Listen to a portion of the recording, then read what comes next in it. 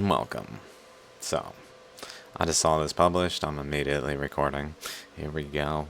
I'm doing a reaction, probably in full in parts, so maybe an hour, I don't know, we'll see how far we get.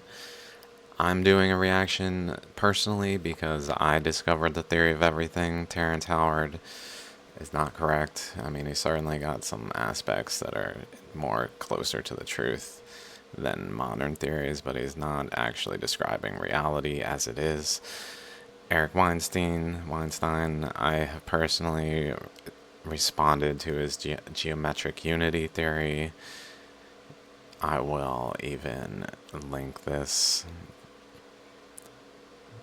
different. I'm literally responding 9 pages I sent to him, to which he never responded whatsoever, which means effectively he admits correctness of the statements, because my voice is so irrelevant doesn't mean that its statements are moot, so ignoring them doesn't actually respond as a scientific response. So it's essentially, at this point, the ball's in his court. He doesn't, also his model is not correct either. So that's why I'm making this reaction, because they're in my field. You guys are in my way. I found the theory of everything in 2014. It's been literally a decade. I've made over 1,000 discoveries since. I've rewritten at least 4 sciences in like foundational ways that will change everything when it's appreciated. It's just a fact. I know that because I did it. I understand it. It's not like it's like, oh, I wonder if this is true. It's a fact of the matter. No, people watching this are probably angry now. Like, who is this guy? How dare he? He hasn't presented any evidence. Well, here's some evidence. 575 videos of evidence. 100 hour, or an hour, 2 hours. Look at the attention to detail. You can just see it by mousing over. Our people, Terrence Howard, Eric Weinstein, anyone in these fields of discussion about the nature of reality doing this, not even close. Just me. So I'm just gonna respond bluntly. Maybe I'm a little offended because I watched like 3 minutes, and Terrence is already displaying things that are making me kind of frustrated, because he basically said haters or people who agree. It's like, what about the people who just disagree with no animosity? Because they know you're wrong doesn't mean they're haters. If you want to feel that way, you gotta know you're right, which he doesn't. He just thinks he's right. I know that it may sound like, well, this dude just thinks he's right, but have you looked? Or have you just, like, seen other things entirely? I mean, do you even know what this stone is? Do you know what this stone is? Like, they matter. They matter a lot. Do you know where this is? You can't see it, but point is, I've looked around. I've spent the last decade pretty much sitting here looking around at lots of things, technical papers, studying ever since discovering the theory of everything and quitting my job as a patent examiner, which is why I made a reaction video to, might as well close that, to Terrence Howard's patent, which got a lot of shit, because people just, it's going to be the same thing in this video and the subsequent ones, where people are giving me ratios like this because they don't actually, like, want to hear the truth. They just want to hear affirmative things that reaffirm that they, like, I did figure out better before people.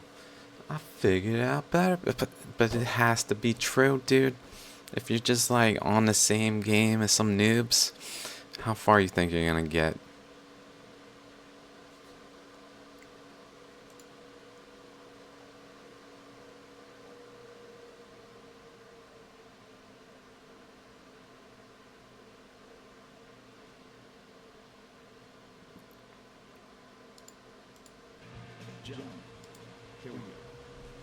Yes, we do. Maybe I'll just get rid of this one. No reason to have this one, I guess. After they heard all these ideas of yours, and then my friend Eric reached out and said he would love to do it. Eric, one of my most brilliant friends. Tell everybody your background, like your academic background, so people understand what you.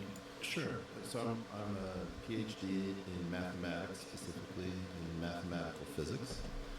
I've had positions in economics, mathematics, and physics departments at places like MIT, Hebrew University of Jerusalem, Harvard, after my doctorate, Oxford, and I'm a podcaster in part. Very good podcast. Boosted. Bring it back to Portal. You have a lot to do with all of these things, This Joe. is one of my favorite episodes of any podcast. I'm going to interrupt a lot, so if you're like, oh, he's interrupting, watch the original. I mean, this is a reaction video. I don't mean to be rude, but I get a lot of shit. It's like, dude, this is a reaction. What do you want? You want to watch the original video. It's over there. It's not complicated. What are you doing here? Like, I don't care that you're viewing my video. Like, it would be nice if you were viewing my video to hear my reaction. But if you're viewing my video to see something that is just in it, like the discussion, like, this is not the place to be. So, I mean, I recommend just going over there if you're not in for the ride of my opinion, or whatever you want to call it.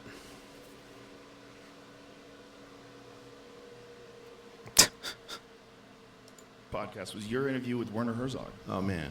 That was a great episode. Have you had him in here? I have not, but I would love to. Because it seems to me like that's the conversation I want to listen to. I would like to. But I was interrupting, though, because he didn't even mention geometric unity, did he? Like, that should be his first thing. If you're going to go head-to-head with someone proposing a theory, it's like, I'm the alternative, I'm the scientist here. I'm just here to ensure things are on the up and up in certain ways that I feel I can do. Dude, you got a fucking theory.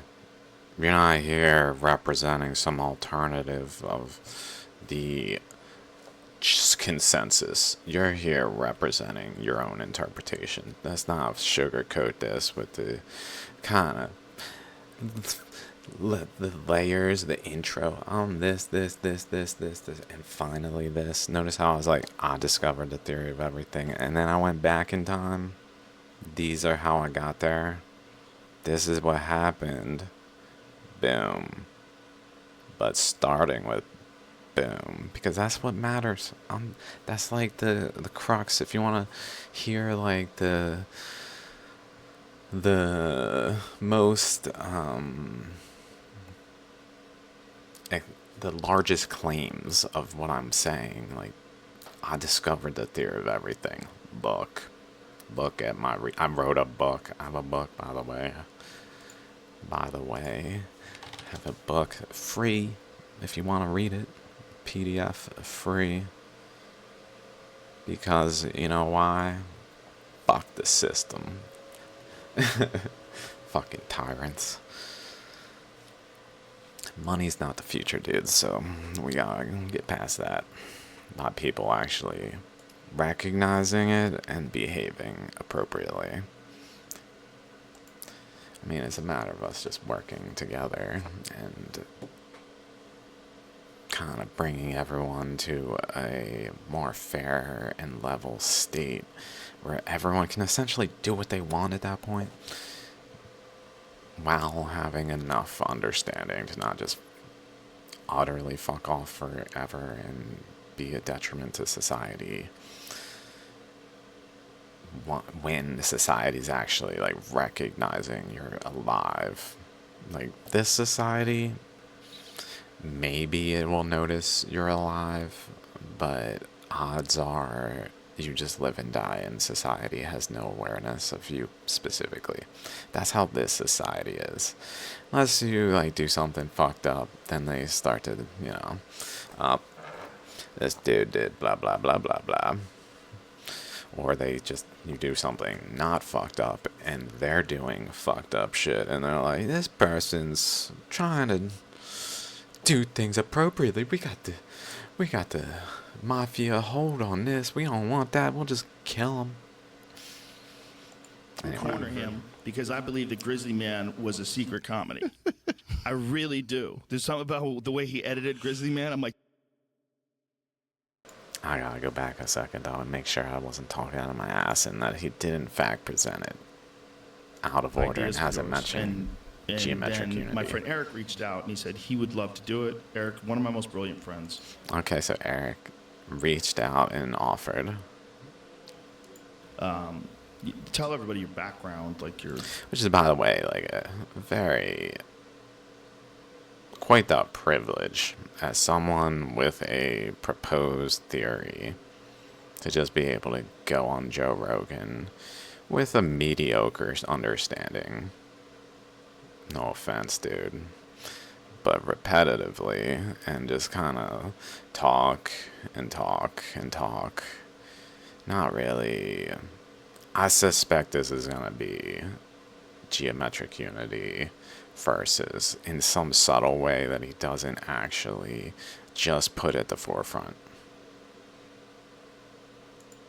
Academic background. Expect him to say spinners, tensors, and the other keywords that he focuses on. Like that, what is that one, like dimensional thing that was in that one? The hop thing. Expect those topics to come up. So I'm a PhD. Which aren't necessarily relevant. They're more his theory. So they're not really like central to current models. They're kind of like feelers trying to figure out the next step that he feels is the path, but like the universe is fractal, so looking at things on that scale and not discussing them on our actual scale, like here's an atom right here below us. It's an atom. Look at it, and guess what you're looking at? An atom. But then people are like, spin. Like, dude, you have no details. That's such an approximation compared to the capacity to look at the Earth and say, that's the nuances. Not even comparable. They're not comparable.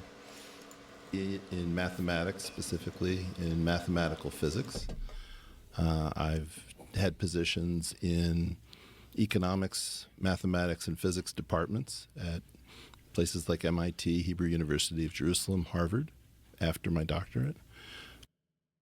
MIT, Harvard, I mean, these are names that have, like, power, but they don't mean fucking things. They don't mean shit, dude. It doesn't mean a thing. So one of the issues with modern science is it's become like a measure of credentials before considering what someone has to say. Like, I got into a discussion on Twitter with a scientist who claims I don't know the scientific method. It's like, bro, it's not my fault. You guys are not engaging with me. It's been a decade. I haven't always just been an asshole, a blunt, forward, and just honest about it person who just speaks. At some point I said, you know what, fuck you. I'm just gonna speak. And it's become like this. So if it's like abrasive, hard to hear and shoves away. It's not like I was always like that. I just had people like Eric disregard me entirely, continue to present their theories as if they're true when they're not. When I've presented actual rebuttal, like he hasn't really said anything about geometric unity since he had this calling for responses. He's like, I'll take responses. Here's my paper. He did at some point say, well, maybe it could be like classical. I'm like, yeah, it fucking is. Did you read my paper? Is that why I got you thinking, huh? Couldn't help but think, because I'm too fucking accurate, bruh. Oxford, and I'm a Only way to not think is to ignore. People, it's like a mountain, so it's kind of hard to like climb up it. It takes effort. Like if you're not on the same level of understanding that I am, because I'm the discoverer of these things, it just happens. It's like people weren't on Newton's level. People weren't on Tesla's level. It just happens. Sorry that I can recognize this as an individual living and not just like have it be some after the fact, oh, it just happened. And like him, it just happens. No, I know now. It just happens. And it's like a mountain, though. It's literally like a physics of consciousness where there are levels of understanding. And society's at one level, generally. Like, we think we know, but we don't. But we have more than no understanding. So it's like at a level other than zero. But it's also like pressure downward because there's a lot of falsities. So if we extract the bullshit of the interpretations, we can climb up this mountain without the resistance of bullshit and get to a higher energy level and be there. But it's a mountain to climb, and people walk up to my research. They don't know where to begin. They just pick what they think best is like the quickest way to say this is not true, and just like watch a random video 2 minutes in, say, oh, this guy's fucking wrong. That'd be comment and express my disagreement, even though I've not heard a word he said. Like this video, I've listened to them. It's not like I haven't heard their stance. So even though we're 18 minutes in and 1 minute in, I've heard their stance. Okay. Sorry for the obnoxious intro, maybe. But it's just flowing. It is what it is.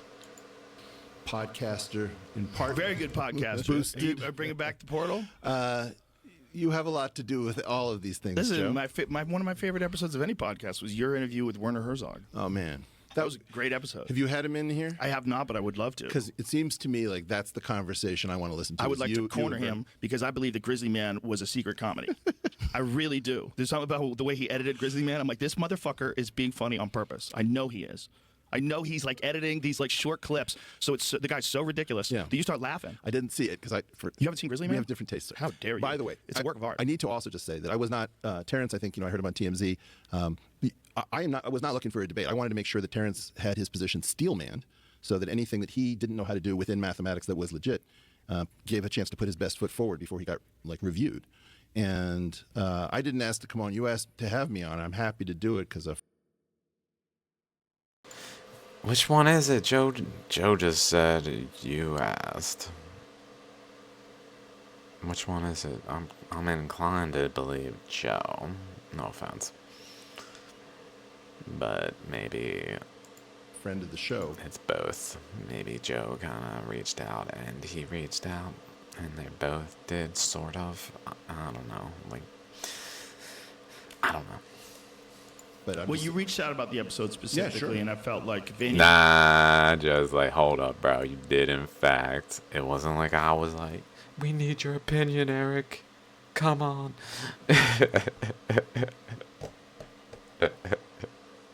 I called him out.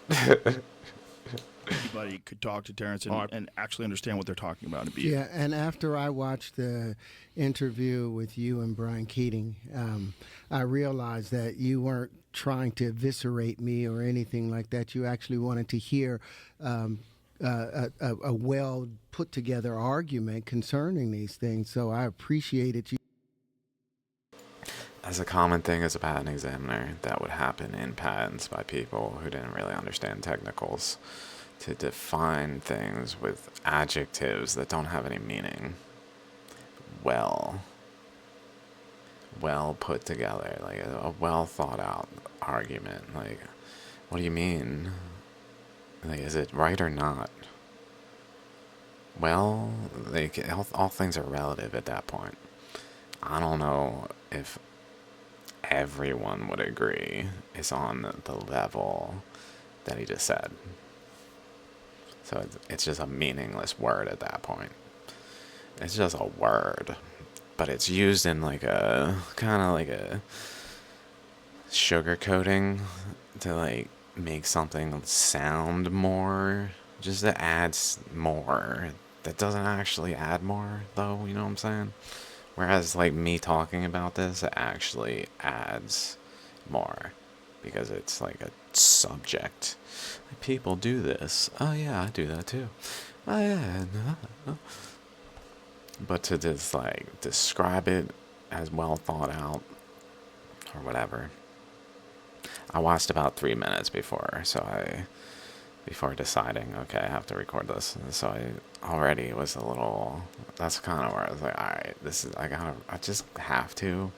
And no offense to Terrence, like that's just common language, but like when we're using it in a very like at the edge of science discussion, it doesn't have any meaning, and it just adds like, if someone's not paying attention and believes him, they'll just like be like, yeah, well thought out. But like, it doesn't actually mean anything, so it just moves someone's like standard of their position moves. Like, is this right? Well, I think he's right. And then he says, well thought out. And they're like, yeah, I think it is well thought out. So it moves over a little bit further. But it's just a word with no actual substance. Adjectives don't help in places like patents or technical discussions.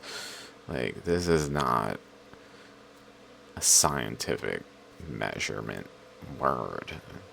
Okay. It just shows, though. Like, it just shows, if you know what I'm saying. It just shows he's not quite there. No offense, Terrence. Like, I don't want to sound like a hater because he's gonna say like haters. You could talk to Terrence and actually understand what they're talking about. And be Yeah, and after I watched the interview with you and Brian Keating, I realized that you weren't trying to eviscerate me or anything like that. You actually wanted to hear a well put together argument concerning these things. So I appreciated you taking the time to come and examine these things, and love to hear your stuff. But I wanted to say thank you to you, Joe, and for putting me on the show initially, and for your audience for how they responded, and the support, and the people that were against it, because it raises the idea of critical thinking, because that's what we're supposed to be doing at this crucial time, is the critical thinking. So I thank all the haters, and I thank all the supporters, and I thank the people that's on the fence, and I'm hoping. Okay, so that's the full spectrum. There's haters, supporters, people on the fence. See the problem? Haters, supporters, people on the fence. There's no simply disagree. Incorrect. No animosity. Where's that option? Because it's an emotional reaction that he's presenting from his own stance. Like, he's actually saying, well, I'm correct, so they're haters. They're just haters. Just haters. Not... See, that's a good way to write off people's arguments when they have sound arguments to just kind of be like a hater. Like if he were to watch this video, would it, Terrence, am I a hater? Or am I just analyzing very closely? Because that's what I do. And it's got nothing to do with you or anyone else, really. It's just what I do. Because I don't give a shit what someone says is true. I want to know what is true. And when someone tells me something is true with like clearly not being so, aspects that I can tell they're not aware of this. Like, what am I to do except for to be blunt and say that's not true? I'm sorry. Like, definitely there's aspects that are true, but let me just let them talk. Hoping that For a today while. we can move people over to one side or the other. Well, at least we can better inform people. And Terrence, it's been really cool to meet you because I'd heard about you, and you're an exception. Terrence is very focused on moving people to one side or the other. Joe's just like, at least we can inform people. Like, let people decide. Joe is so good at this. Joe, kudos. The subtleties of Joe. Kudos. Exceptional human being. You really are. You're very, very unusual. For a guy to be that good of an actor, I almost always dismiss them as being a moron. Or at least crazy. You know, like, but in a different kind of crazy. Like you're super. He's like, well, shit, I said crazy, and now that's a pretty common word assigned to people with new theories they're proposing. It's just crazy. And now I'm realizing that kind of might have hit a little too close to home. So different kind of crazy. I feel it though. Friendly, and your recall's insane. But I wanted you to talk to All things are relative. Is my mic open? Okay, no. someone who's had a deep education in it, and let's see like what he believes about these ideas, and maybe you guys can collaborate, or just like let's start from Eric. Like what out of the podcast that I did with Terrence really stood out with you, or something that you wanted to. Well, what I thought is, I have to be honest. I've been listening. I was not so happy with certain things that happened in the podcast, and then I started hearing the response to it, and I was much more infuriated by the response than anything I heard in the podcast, because I thought that a lot of people just used their position of greater formal education in some of these areas to be jerks and to be really dismissive and pretend that they couldn't understand things that you were saying. And I didn't. No, I'm not kidding. I know, I heard because it. I think this thing goes out to millions of people. I'm sorry, I was just being an ass. He's right. That's totally what's happening. I mean, he's still, like, Terrence is not correct. That's the problem. It needs to be a true model. You can't, like, put falsity next to some other falsity, where the other falsity is substantiated by thousands of people across decades. Even though it's false, it's got all this evidence in support of it. But then this other falsity comes along and tries to, like, overwhelm it. It's not gonna work. It needs to be actually the truth. So even though it's more towards the truth, and in some ways it's also not in other ways. So it's kind of like expected that scientists would not acknowledge it to be true unless it's true. What is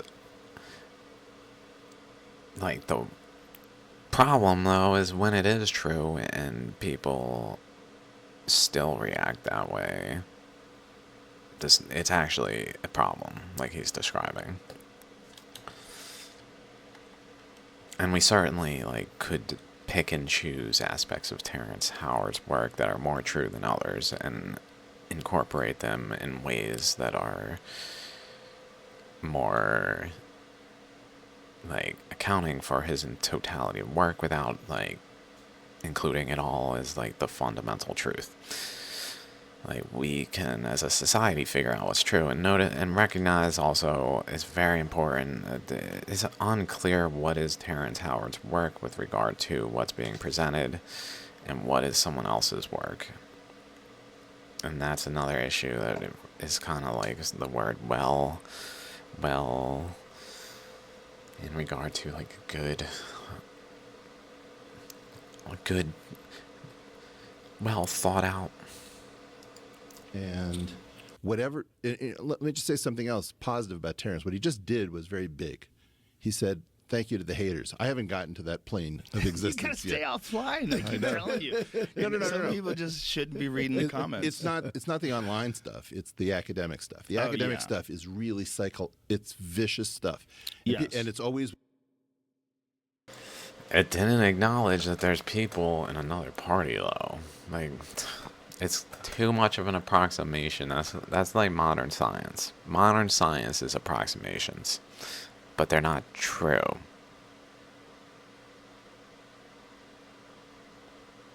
Saying that there are three groups of people, haters, and then the others, is not true, because there's just people who, it's kind of like Sage Wall. People think Sage Wall is a megalith. It's not. It's geological. It formed in the flood. I've proven it through and through and through and through. And what do? Ignore all the evidence I've presented and continue to say, oh, this is a megalith. And there's either haters, people who, like, essentially they present it as if, well, it might be a megalith. It could be. So if you say, no, it's not, suddenly you're a hater. It's the same thing where someone thinks something to be true that's not true. Someone disagrees, says otherwise, openly. I mean, it's not polite. Maybe that's the normal polite human thing to do would be just, there's the door now. Are we done? Like, get away. Slowly but surely, like, oh, that's interesting. Like, gotta be careful. People are polite. Sometimes you interpret politeness as agreement. Oh, look, this person's being polite. They're agreeing. I've got an agreeer. Not the same. with like a pretend smile on the face, so it's the worst. And what I thought I would do is I can't critique a man if I haven't built a model of what he's actually saying in my own mind that he agrees with. Like, if, in other words, if I start coming after Terrence and saying, I think this stuff here is bullshit, and he's like, I didn't say that, that's what you inferred from what I wrote, then I've just basically insulted a person incorrectly. And so, and if I praise something, I don't know whether I built that in my mind or he built it. So the first thing I thought we would do is I would try to recapitulate what I understand of Terrence's sort of grand arc and see whether or not I can steelman it. And then Terrence can say yes, and then I can evaluate it. But until we do that, I don't know whether I'm actually reacting to the real man. I think that's really important. And what you said about Kudos, Eric. I'm sorry, dudes. I'm such an ass. Kudos. That's how it has to be done. People looking at my research, I literally say, I'll post a comment like, so are you saying climate change isn't a theory? Like that someone posted the Tucker Carlson on Joe Rogan, I believe it was, from Joe Rogan also, where he was like saying it's just a theory, and they were like, I think it was Richard Dawkins, and I was like, yeah, it is just a theory, basically, because it's not true. I can say that. People who think that they know it to be true, though, started this huge discussion where I say, basically, I don't give a shit about the climate change theory because I don't think it's true. Evidence shows it's not. I know it's not true, basically.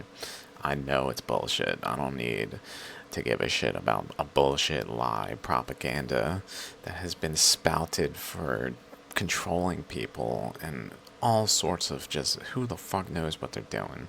Stupidity, misinterpretation, because it's built in a framework of modern science. It's not like modern science is correct.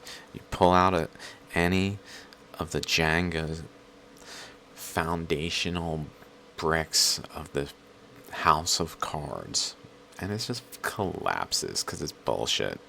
It's not actually correct. It's just an approximation. We look at something and we say, oh well, we made this observation, so we know better, and we know that our interpretation of the observation is correct because we made the observation. And then we have developed this whole theory as a society where slowly we see new things and then add new theories to it to explain them. And then we begin to believe that we actually understand what we're looking at because we've developed this theory and explained all these observations in our minds. But then we come to things like that don't make sense, that don't actually fit the models that we've been developing, and we just ignore them. That's what science does. Ignore. What do you mean? Psst. Loudest voices win. That's how scientific method. Step 1. Loudest voice wins.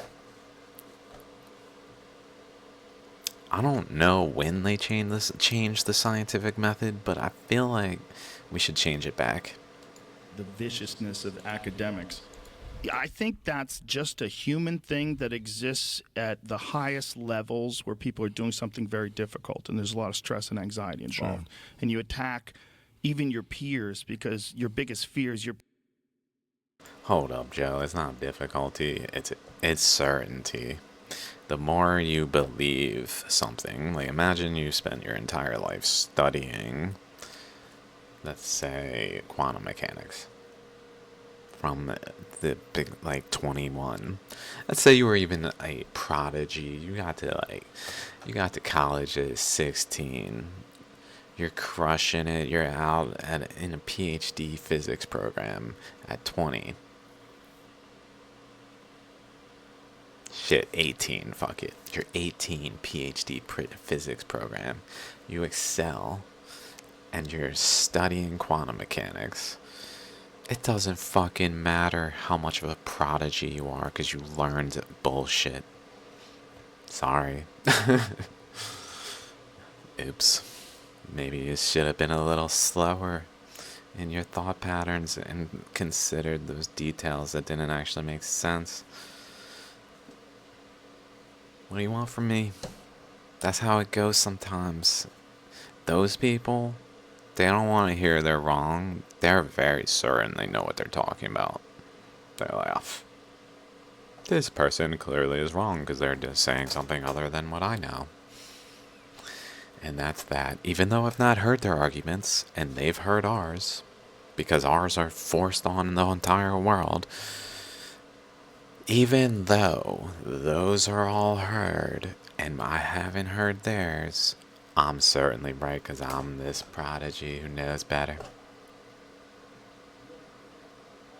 Noob's about to get schooled, that's what's up, bitch. Wake up. Peers attacking you. And usually, generally, it happens with people that are getting more recognition than someone who thinks they should be getting more, deserve. Like someone thinks they should be getting more recognition. They see someone getting recognition, especially for something that perhaps could be controversial, and then they start attacking them viciously. But it's generally people that wish they got more attention. It's part of the thing. That's true, Joe. Or maybe wish. In my case, need. It's not really wish. It's just, it's deserved. It's not even like, it's like, what are you guys doing? You guys are so behind. That's what's like, it's not, again, but in scientists' case, I don't know what their reasoning is. I think it's because they're more so because they think they're right. They're just going about their lives. You got thousands and thousands of scientists just going about their lives with Twitter accounts or whatever. And they start posting, they start reading posts, and then they start noticing people saying shit that they don't agree with, and what do? They speak their minds like humans. And they claim, this isn't true. It's not really about the attention thing. Like, yes, some people are pursuing attention, myself included, but not because of like some attention whore thing, but because my research is true. You guys are behind the discoveries that are being made in this world. Thousands behind where you could be if this information actually was exposed. I'm trying to help others.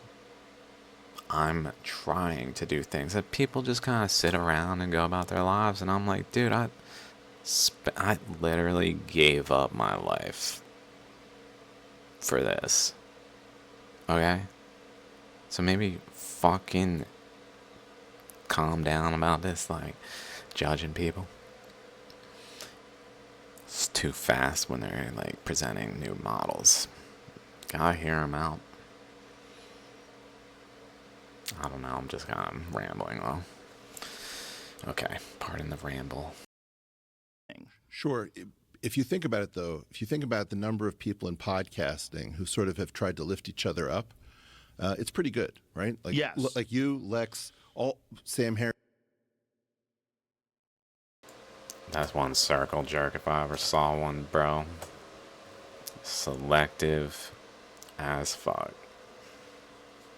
That's kind of like companies do, where they box out competition. You don't realize, you think you're like lifting each other up, but you're really boxing out competition. Making it about your voices only, when you guys don't know what you're talking about. I mean, no offense. I don't mean any offense. At least know what you're talking about before insisting on boxing out competition.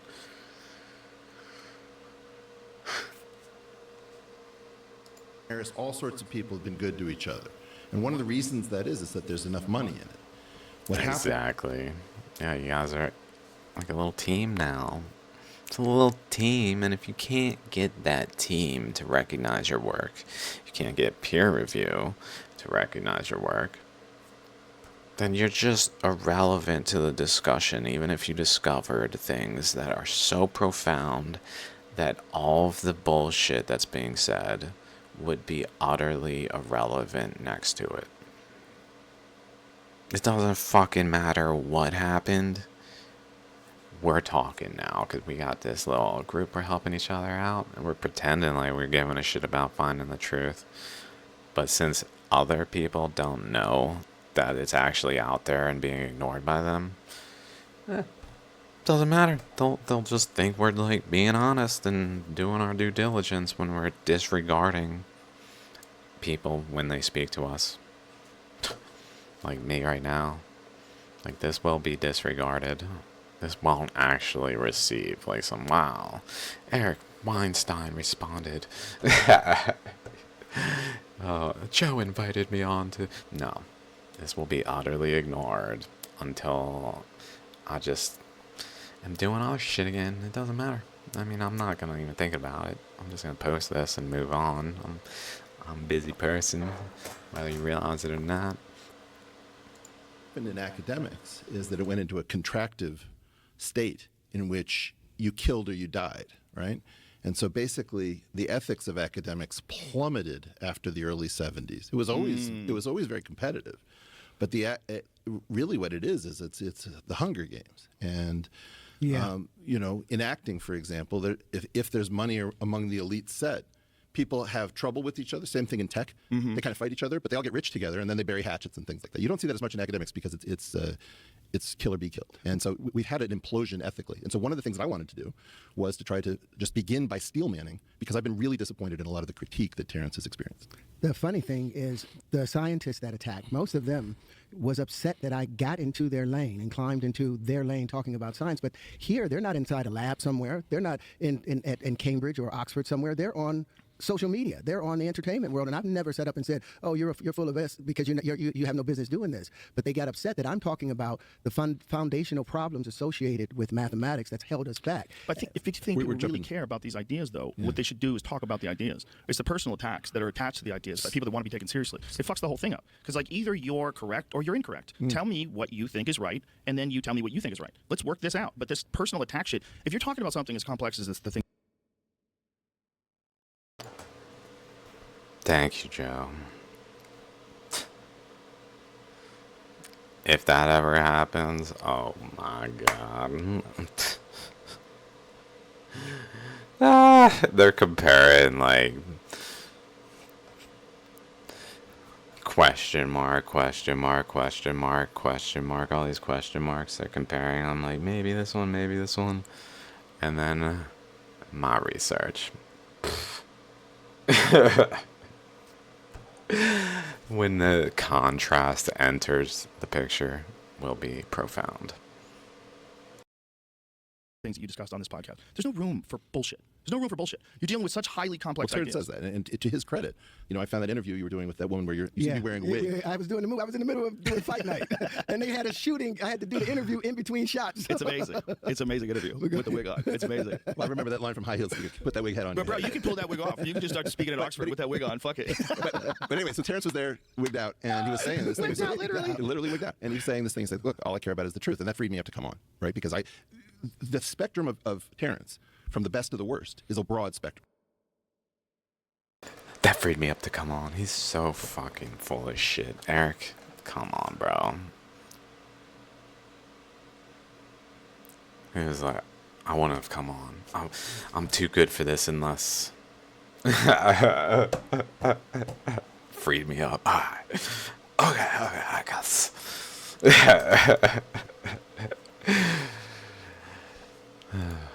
And he seriously wants to improve what he's doing. He cares about it. And if I can play a part in that, I think I want to offer it to you. I want to be able to show you the things that I tried to show Neil deGrasse Tyson that he would not even really take a look at and to see. But no, he did better. take a look at it, right? He responded in a long video recently. Yeah, but his response was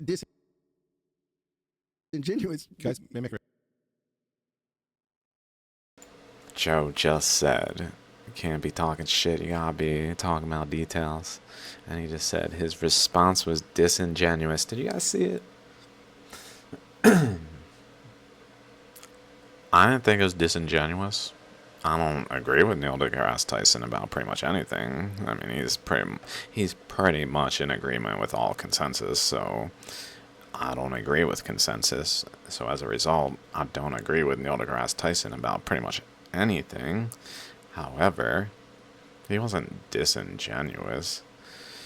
Unfortunately, Brian Keating called Terrence Howard, what was the word?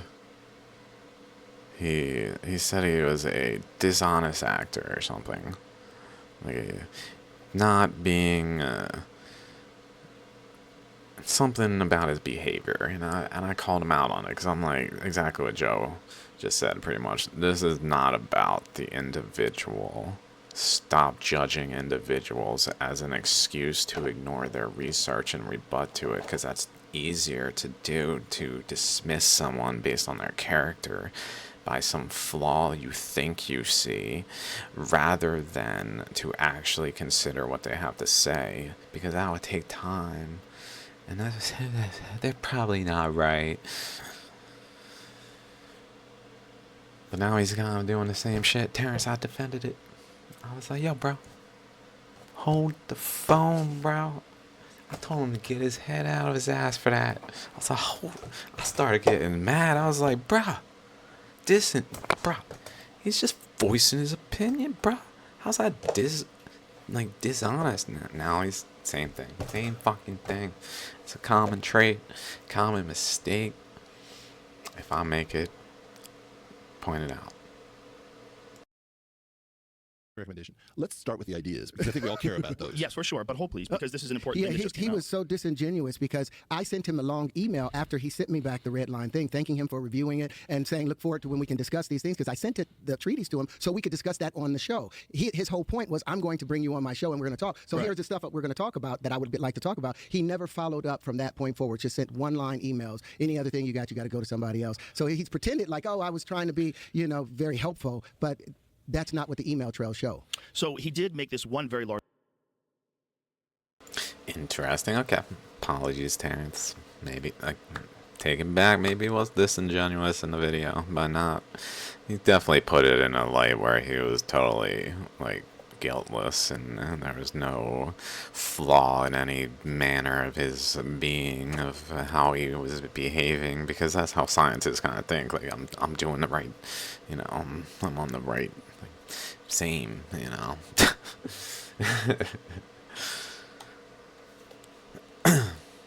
while not acknowledging things that were not in his own favor of his argument, which is not really how scientists think. It's more how humans think. It's almost like the heart and the mind are two different minds that are both able to take control, and we gotta be mindful when our heart is being mindful. If our heart is being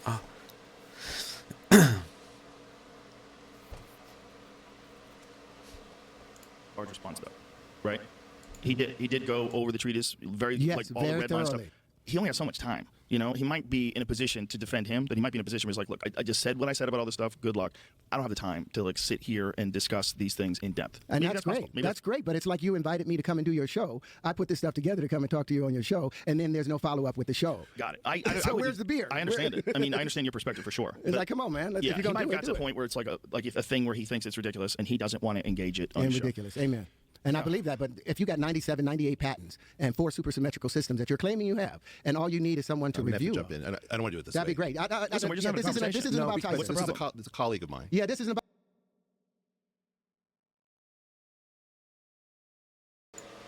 Tyson, and I love him. I Slow love him. down a I little grew up bit. watching him, and I appreciated But him. what is the problem? We're defending him. I certainly am. Because Neil's a complicated guy, and part of what's going on is that there's a problem in general, which we scientists do not behave honestly with respect to certain things. Aren't you a mathematician, Eric?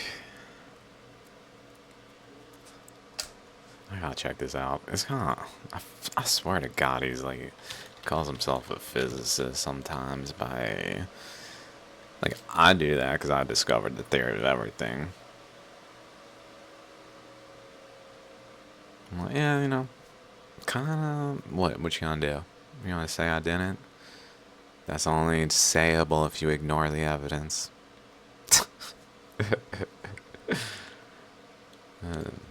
Degrees. Okay, mathematical physics. I see. So it wasn't in physics. Okay, I thought it was in mathematics. I see. So he's practicing in more of a mathematician, economist kind of way. I've never heard him talk about the economy. Shit sucks, bro. These claims, but science is about communication and challenging ideas and all these things, and everybody can be a scientist, and all these sorts of things that we say. Yes, and everybody is a scientist if they're engaging in the practice. And the moment they stop, it doesn't matter how far down the line of engaging in the practice they are, they're not being a scientist that moment. Just because you were a scientist your whole life doesn't mean you get to jump on Twitter and just make claims about what is true without providing evidence. If people, you gotta understand, we're in a discussion now as a society about what is true. We're trying to figure it out. And it's not limited to your peer review papers that are basically elitist. You're not allowed in if you don't do this, and if we don't agree with you. You gotta get 3 people to agree they were wrong, basically. Here's why classical mechanics is true and quantum mechanics and general relativity are false. Oh yeah, publish it, Bill, get it out there. Oh, thank God I was wrong. No. Good luck. Now, what you get is people joining your stream and pointing out that they know the actual people involved in reviewing your paper that you bothered to submit to their clown asses. Oh, did you submit a paper to us about something we didn't understand? We'll just mock it to the point where we search for you online, find your stream, and mock you on it. Childish much? That's scientists for you. Know who you're dealing with when you're dealing with scientists. They're just humans. They got this label, it's like a protective shield, so that they are like immune to attacks. Oh, I'm a scientist. Just wait till something a little more substance hits your dumbass shield and see what happens about your I'm a scientist perspective of yourself. You're gonna be like, am I an idiot? Could I have been that foolish for so long? That's some shit right there. Science is interesting. Sorry about that. Science is fun. Well, very often it's not interesting. Very often it's not fun. Very often you can't really say that everybody can do science because it's super demanding. We don't welcome people. You're a mathematician too. We'll say that to kids, and then the kid will say something, and then we'll say, "Be quiet." Yeah. And so this is not peculiar to Neil. It's like science in general has portrayed itself as a place where everyone's welcome. We debate out the ideas. We have the scientific method to tell us what's true and what isn't. And that's disingenuous. It's not really how the game works. And this is going to involve peer review. It's going to involve people who are dual in terms of both doing research and being public figures. People who are public figures who we think of as researchers who aren't really doing much research. People who are, pushing crazy agendas in public without a recognition that their colleagues don't think much of what they're doing. I mean, this is a very complicated story that Terrence has walked into. And I have to think about my colleagues, and I have to think about how they hear things, what they will say. And so I am in part speaking to your audience, but I'm also partially speaking to 1,000 people who are seeing this at a different level. But just for the record, like Sure. I said, I grew up watching Neil and having someone that was light-skinned, that looked like me, up there making these grand steps towards helping people to understand. I admire him, and I still would like the opportunity. What is his skin color? Like, it's almost, I feel like he's kind of calling him out like, yo, bro, we got the same skin color. You ain't gonna help me out, bro. Psh, I see how it is. Like, that doesn't make any sense. That's a predominantly black thing to do. White people do not do that. It's because of the oppression. It's like, obviously, like, we gotta work together. We're getting oppressed. Like, I understand why it's predominantly black to do, but it is. It's manifest from the oppression across generations. But, like, it's still a thing where at this point, when it's kind of engaging and, like, not to be like, what the white people do. While that oppression was going on, the white people were largely engaging in this discussion. So now we're like in this discussion of what the white people are discussing. Like, there's not really a sex-based gender, like color of skin. Like, none of that stuff is material to the discussion of truth. So it's kind of like filtered out, usually filtered out, but like when someone just kind of rises up into the picture, they're more like raw and more likely to just kind of be a little less aware of certain nuances of the process where they like might perceive that in this instance Neil deGrasse Tyson should have helped them out. I mean, maybe he should have, maybe he shouldn't, but he got to, I mean, it's his podcast. It's not like he's not Terrence Howard. Like, you gotta reach, bro. You don't need Neil deGrasse Tyson's podcast. So, like, I mean, he was just focusing on certain things that he feels are like his route to success. And Neil was like especially one of those like stepping stones along the route to be on his podcast. But really, like, you're still Terrence Howard with a huge reach, so you don't really need that. He could have just started his own podcast, for example. He could have been like, okay, then I'll start my own podcast. 5 years later, the greatest thing that ever happened to me was Neil deGrasse Tyson denying me on his podcast. That led me to start a new podcast. I have nothing but gratitude. Thank you, Neil. But no, that's not what happened. I mean, he's popular enough that people would have listened. And maybe it would have resonated sooner than it did. But instead it played out as it did. But that's just, reality. Anyway. Opportunity to sit down and show him these things and have that beer, because I think that he will be pleased once he sees the supersymmetry associated with it and understand where all of the passion came from. And I hope that other scientists will take a look at it, but that's the whole point of us doing this. I don't know how serious he is about that beer. No. He individually does not have to give a shit. It's not his responsibility individually to give a shit. Especially as a public talker. He's not even like, he barely podcasts. He's also a public talker. He's not really just a podcast or anything. So like, he's definitely, as Joe mentioned, busy.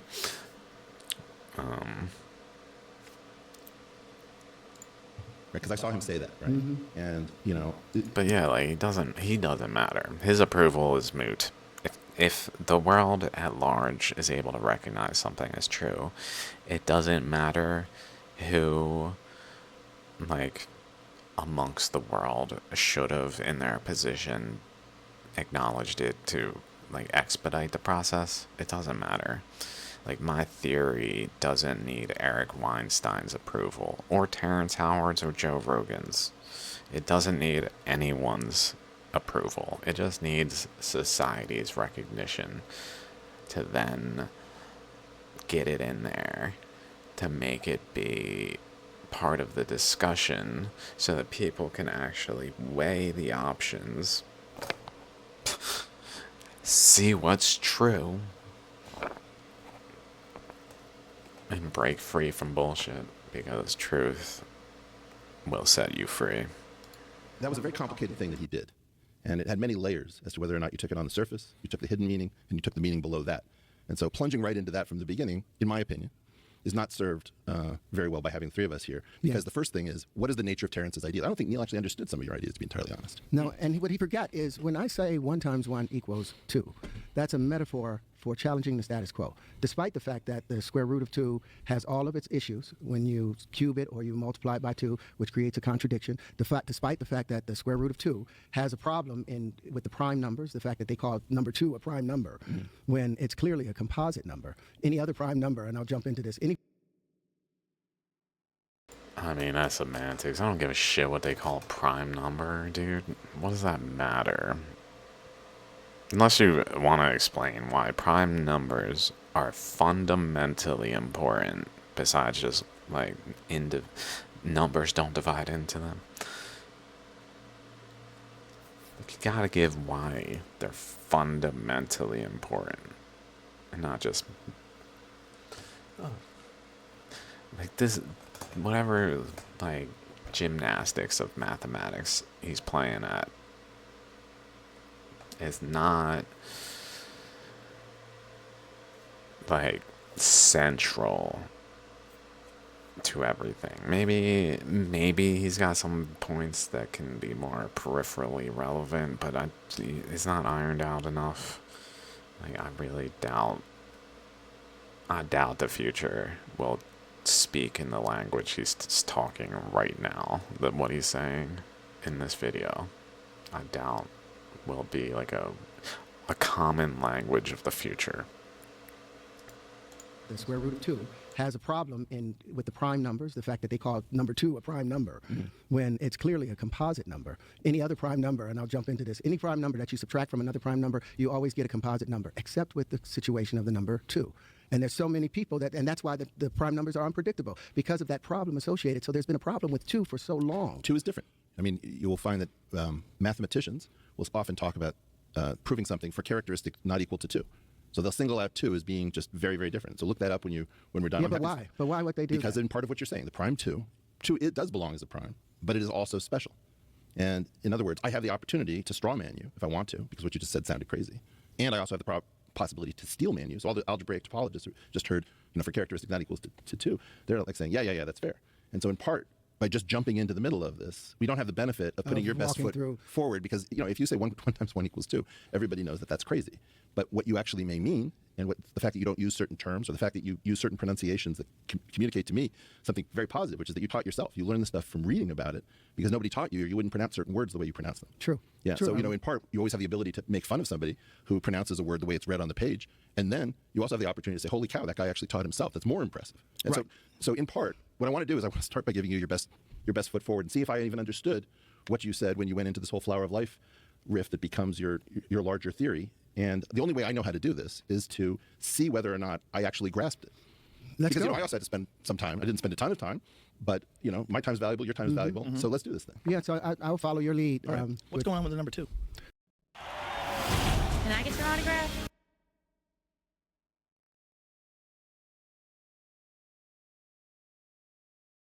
Your larger theory.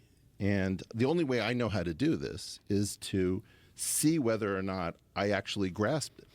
Let's because go. I also had to spend some time. I didn't spend a ton of time, but my time's valuable, your time's valuable. So let's do this thing. Yeah, so I'll follow your lead. All right. What's going on with the number 2? CIA is in charge of this. What's up with 2? 2 is different because of what he said. Right. The fact that the even-odd distinction. Isn't that odd, though? That 2 is different? What a strange thing. The problem that's associated with the number 2 is because of the identity principle, which I call the Jim Crow laws of mathematics. That A times 1 equals. I know you don't want to go into it yet. No, let's get into it. Just as a base. You're going right into his neighborhood. Just as a You're in the base, mathematical hood right now. Oh man, this is interesting now, because Eric is definitely a mathematician, first and foremost, from my analysis of geometric unity. So he's kind of in his wheelhouse, and the fact that he's saying that 2 is singled out in that way is actually probably going to lead to some interesting discussion that I'm just slowly delaying. Trying to keep the black man down. No, you have Marie von Franz, who argued about the problems associated with the identity principle. You got Kurt Gödel, who talked about it. You got Wells. All of them said it made everything incommensurable just because they gave that identity principle to the number 1, and that has been the stumbling block for mathematicians because it's what's held everybody behind because they keep trying to make that work. Am I wrong? Yeah, you're wrong if we do it that way. I mean, in other words, I can take. Is anything that he's saying correct? Terrence has several influences, which, again, I don't think it's clear to me. I have to ask him questions to find out whether I'm even right. Look, one of the problems is I may be wrong about my model of Terrence. This is the first time I'm meeting him. I didn't know who he was before the podcast. And I need to know whether or not I'm even building the right model of Terrence, because otherwise it's just silly to have me here, and I'm going to critique what I built in my own mind from Terrence's words. Right. What I was hoping is that you would be able to explain your geometric unity model. That's a different day. This is about you. Okay, then all right, then. But you got.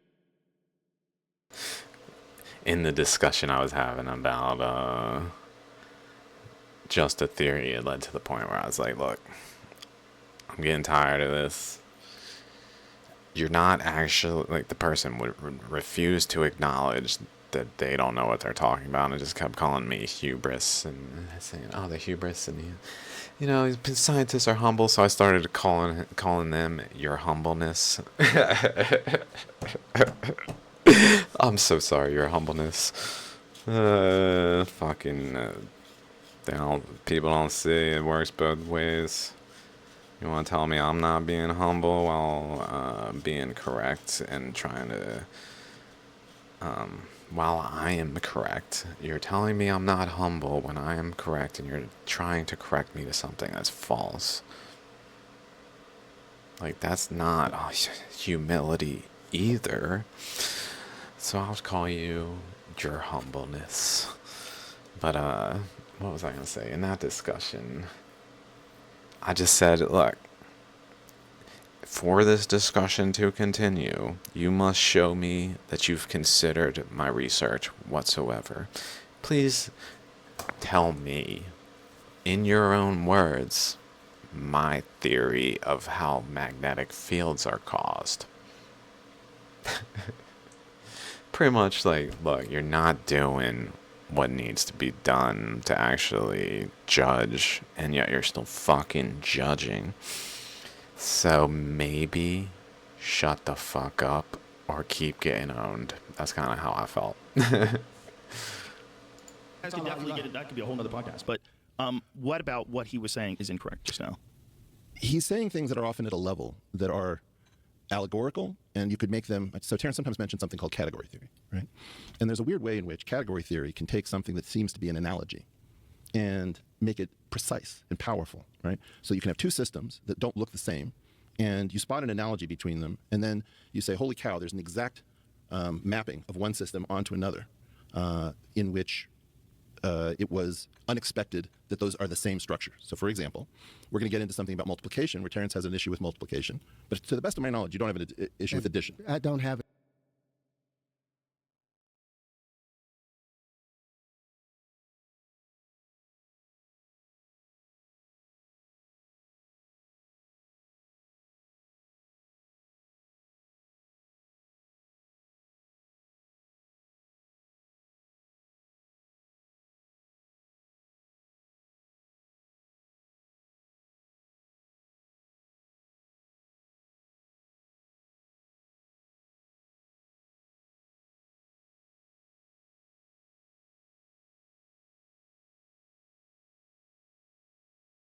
An issue. I don't have an issue with multiplication either. Well, then what? I was saying, you ever seen a fossil, a galaxy that you can hold in the palm of your hands? That's what I was saying. I think I was muted. Okay, carry on. About those rocks. 1 times 1 is what? 1 times 1 should equal 2. And action times an action. If you can show me one place in the universe. But you just shifted frames. No. Show me one. He doesn't understand that one time, like a single time that 1 shows up. There it is. If it's 2 times, here's 1, here's 2. 2 times 1 shows up. Now we've got 2. Like, it's not some mystical thing. He's just not understanding 1 times. The 1 time that 1 shows up here, 1 times 1 is 1. It's that wasn't a that. That was a that. I don't know if it looked that way. Stop. Place in the universe. One natural observable phenomenon where 1 times 1 equals 1, where an action times an action doesn't have a reaction. So then you just went into some. There's a concept called logomachy, which is arguing over words. And what you want is not to be caught. If I can beat you in a word game, or you can beat me in a word game. You can beat me in a word game. I didn't go to MIT. By the way, I heard you in a game where he was having trouble improvising on. He was a little flustered, his expression. This might get a little intense as we go further. The more pushback he gets, regardless of how Eric presents himself, he's pushing back because he still hasn't mentioned geometric unity. That's a dishonesty, bro. You know damn well you got your own theory of everything. Don't act like you ain't biased. On the spot. And your mind just rescued him with a partial rock. I really appreciate that because he's one of my favorites. Yeah, he invited me to do a show. That was I a got big to deal. play with him. Wow. I was scared to play guitar though with him. I should have put out the guitar, but I was scared. And bias is okay. I'm biased. Just present your bias. You gotta be honest and forthright. Otherwise, people watching this who don't know that Eric has a theory of everything are gonna just assume he's like Flint Dibble. in Graham Hancock's thing, where he's just kind of being like a presenter of an alternative of science's interpretation, when he's not. He's pretty much his own theorist. Like, he's separate and distinct from modern science. Like, geometric unity is not modern science. These are separate and distinct. So he's basically attempting to develop his own science, or understanding of science, of mathematics, in essence, of science. But he's not presenting that at all here. Get on stage. He was happy to have BB you. King, What I man. sang with him, but Yeah, it's BB thank you King. for Yeah. appreciating that.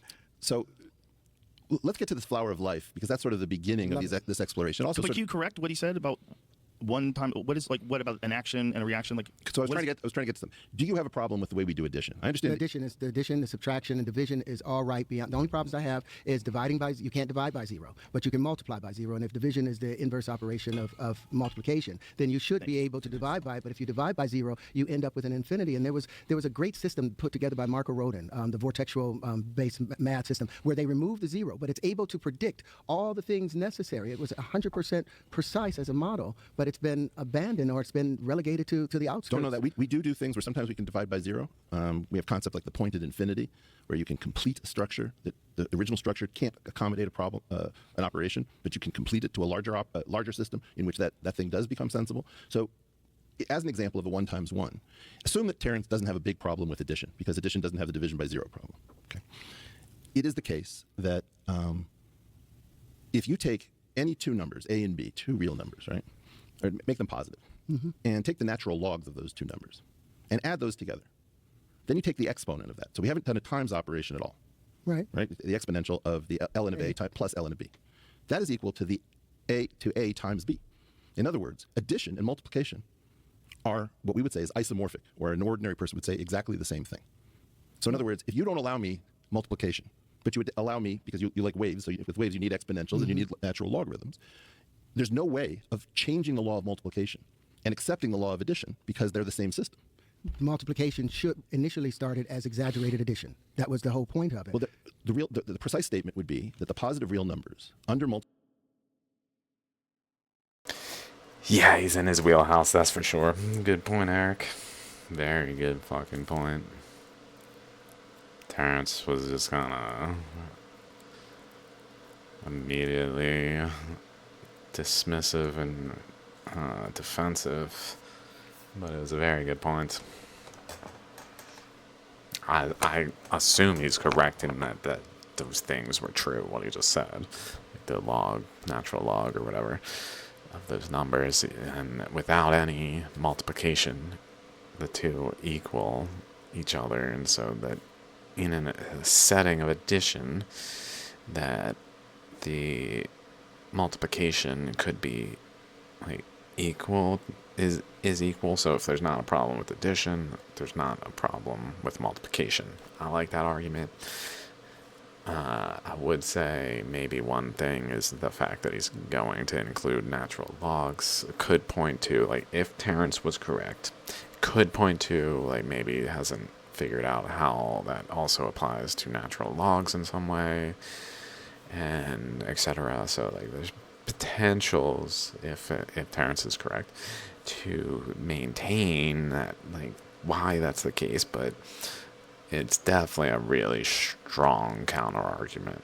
And to just casually, as he, defensively, almost knee-jerk reaction-y, like, dismiss it, was probably not in his favor. multiplication, with the identity element being the multiplicative identity being 1, are isomorphic to the total real numbers under addition, with the additive identity being 0. And the natural logarithm and exponential are group homomorphisms that connect the two, with one being the other's inverse. So by the principle of explosion, the reason that people are in part going to freak out about your stuff is that we have a vulnerability. And that vulnerability says that from a single contradiction, if you can sneak one contradiction through TSA, the entire airport collapses. Everything that we do just is destroyed. And so the idea is that the security on mathematics and physics and physical sciences is extraordinary for outside ideas, because the first contradiction in the unity of knowledge destroys all of it. If you've ever seen one of these warehouse racking collapses, Yes. where some forklift guy hits some strut and the entire warehouse goes, That's what you're dealing with the principle of explosion. And that's the problems with the identity principle that they've been trying to work on for years. For years, Norman J. Wildberger talks about it. It is because you have to cancel conservation of energy, and you have to cancel the action and reactionary laws in order for one times one. Now, I understand you're seeing one time, but because of the associative law that says if A and B are... You're seeing one time. Exactly, dude. What is this but? Keep going. Let's hear it.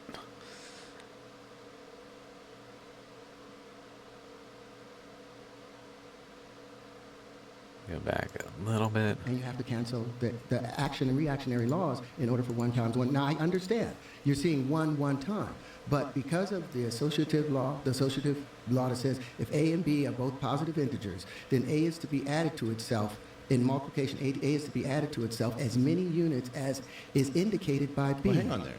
If I change the word itself to the word zero, which you're going to say there is no zero. Why do I say there's no zero? Because you have, well, this is why I keep trying to get back to what I understand of Terrence's underlying metaphysics. No, what You I'm can't do saying this. is that to say zero is supposed to represent no thing, nothing whatsoever, but they have zero as a number, set up as a number. But to say no thing, your brain creates a chemical structure even in saying nothing. So there is, what I'm saying There's a difference philosophically. There's a difference between the empty set and empty set, zero. that's the difference. Right? So if I say to you, Terrence, what is the collection of kittens that you have sold to North Korea to be used for spare parts? You would say, it's the empty set. I've never sold a kitten. I say, hey, Terrence, what is the number of kittens that you've sold for the internal organs to North Korea? You would say zero.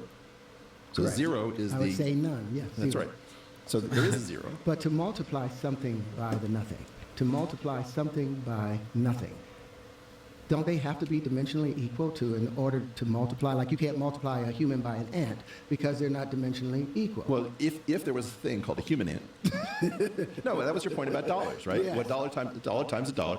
That was a That's the problem that Dewey people... Decimal System. It's That's not the problem. Dewey Decimal. No, the problem comes up with the Dewey Decimal System, why a dollar times a dollar can be different values. If there was a unit called a human ant, is that what he said? I thought he said if there was a human ant, but now I'm thinking he said a unit.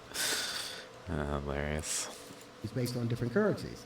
That was the point of that. I was pointing out, hey, the Dewey Decimal System is Terrence right. Terrence makes a correct point that we say 1 times 1 equals 1, but if you say a dollar times a dollar is not a sensible thing unless a dollar squared is a unit that you can interpret. Right? Well, That was your point about dimensionality. right now, the moment, what is a dollar squared? What does a I don't dollar know what that squared means. become? But since the dollar is no longer based on a hard asset, it's no longer gold. It's just an integer. It's just an integer in a computer being multiplied. It's a unit of account. It's a unit of account, but it's an integer that's still now you're able to multiply it under different currencies. States are not allowed to print dollars, but states are allowed to print as much change. So who's to say that the state isn't saying, okay, we're going to print? We can get into seigniorage, which is the concept of theft that it occurs when either the Fed or a counterfeiter creates more script, thereby devaluing, increasing the unit. Either the Fed. Almost exclusively the Fed. Sure, there's some counterfeiters out there, but who prints the money? The number of units that are in circulation decreases the value per unit. Right. But my claim is you're going to do a series of things. Like I've watched how you deal with people in interaction. And you've created an incredible effect. Rick Rubin, the hip hop producer. Yeah, he did my album. Okay, well that makes some sense because the first thing that happens is I'm awakened by a message from Rick Rubin. He's like, "How come you can't explain physics the way Terrence Howard explains? That's not a way to get on my good side at 8 o'clock in the morning." Yeah, but he's probably baiting you. What? Rick's Oh, he's probably always baiting you. baiting. He's the best. He's the best. I'm trying to explain physics the way you explain it. Well, okay. I'm looking for a partnership at the end of this. That's what I'm hoping to. Partnership. He's trying too hard to work with people. He doesn't even know. Eric Weinstein has geometric unity, and there's no fucking way he works with in any way other than like the way he is right now. People don't need to work with him. They just need to be aware of the concepts. That should be his goal. Spread the information. If it's true, people will work with you. You don't need anyone particular. So don't get your hopes up. You know, it's almost like one of those expectations leads to disappointment or whatever kind of things. That seems to be happening with Neil deGrasse Tyson and potentially re-happening with Eric Weinstein.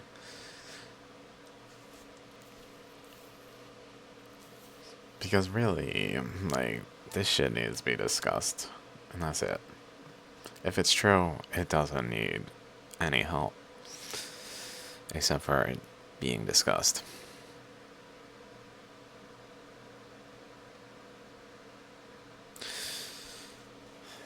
Like, to me, if my research ever made it to the general public, I would feel I made it. I wouldn't be like him, or, no offense, Terrence. I keep saying Tarek. Terrence. No offense, Terrence. I wouldn't continue to be trying to work with people in this way. I'd be like, I did it. You know why? Because I got the truth to people. It's not like I need to validate further. I don't give a shit what people say about it. At that point, I would say I did it. It made it into the general public sphere and can no longer be disregarded. The world now changes. That's what I would say. I wouldn't say I still need your help. I wouldn't need anyone's help. People will start coming to me, and I'll start being like they've been to me. What? Did you want something?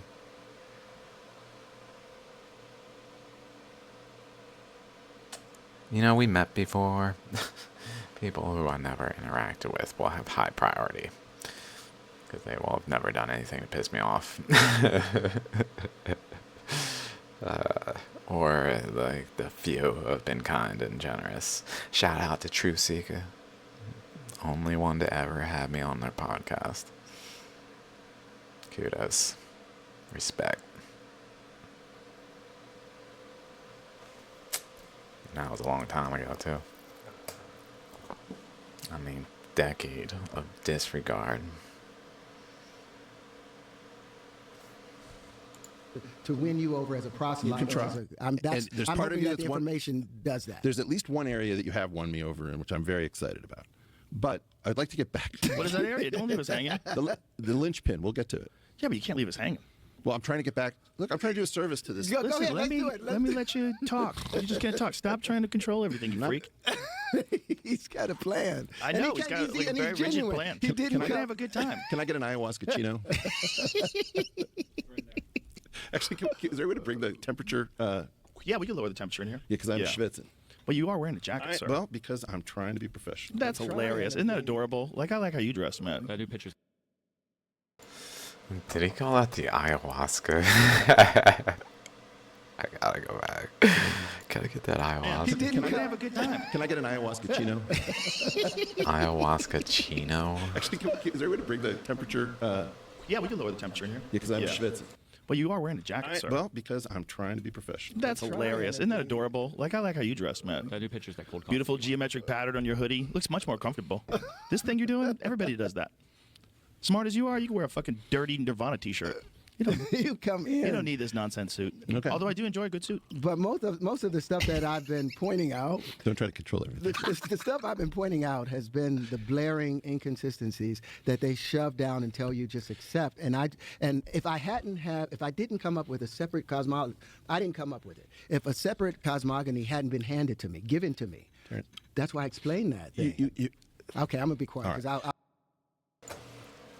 I didn't come up with it. Who then? Dude. He took credit and then he recognized he can't do that anymore in that statement enough to like, well, it wasn't mine. Someone else did it. Oh my God. Let's start with the flower of life. That was my problem with the first one, especially. Like, dude, I don't even know what's your work. This is a problem. Wear it on your shirt. I'm on your wearing sweatshirt. some aberration of the flower. That's right.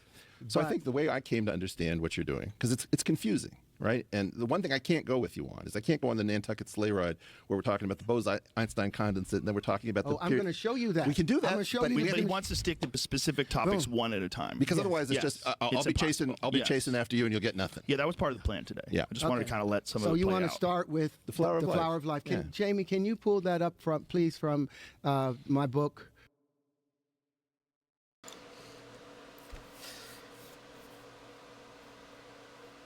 Just like, why is he trying to direct the path? I mean, if I were to be in Terrence's position, I'd be like, look, this ain't some like random sequence where you get to just choose where to jump into my work. You gotta start right here.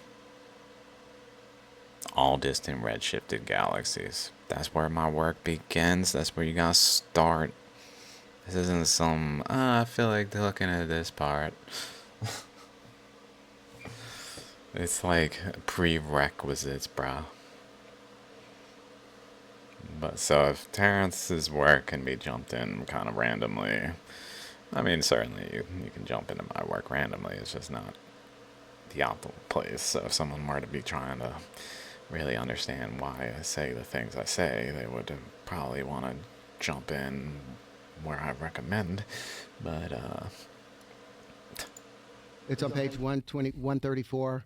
TCOTLC.com, or it should be in the regular thing. And also that blender thing is very cool. Yeah, which for rebuilding of Saturn? Or No, the one that you were talking to this other guy where he's asking you questions about Jeff the 5 Mimsy. forms, and you have Jeff Mimsy. I found that through sleuthery on the internet where it was doable, and because it, in particular when you do them opaque, it's very hard to see. Sometimes when you let it become translucent, it's easier to see. Well, that's why while he's getting that, I'm going to.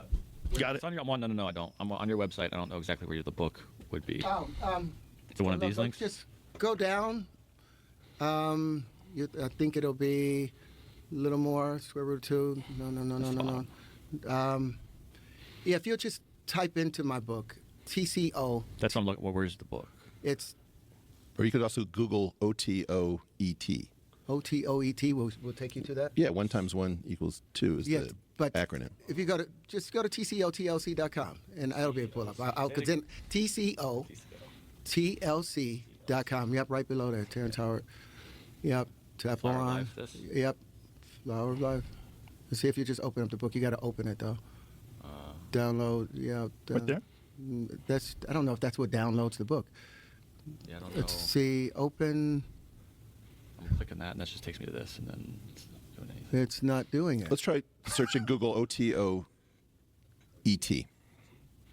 And then it's several. All right, so if you go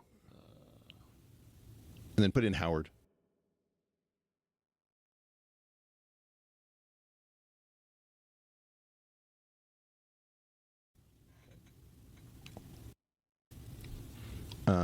No. Or put in PDF. Should be able to pick. Yeah, okay, that's probably right.